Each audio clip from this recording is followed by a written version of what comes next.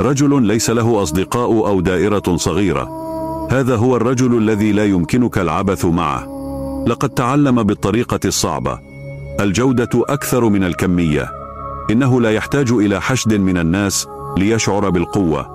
قوته تأتي من الداخل. وبينما يطارد الآخرون الاستحسان، فإنه يمشي وحده باختياره. لقد رأى الأصدقاء المزيفين والدراما والخيانة وقطع كل شيء.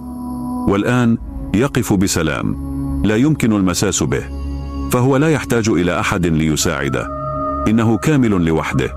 صديق حقيقي واحد يساوي بالنسبة له أكثر من 100 صديق مزيف. دائرته ضيقة. لقد اكتسبت ثقته. وكل من جلب الفوضى رحل. وقته ثمين ويقضيه كالملك. إنه يعرف ما يريد ولا يستقر أبدا. لذا عندما تقابل رجلا ليس لديه أصدقاء أو مجرد دائرة صغيرة، فلا تظن أن ذلك ضعف. فهو لا يحتاج إلى موافقتك. لقد فاز بالفعل بالمعركة الوحيدة التي تهم الواحد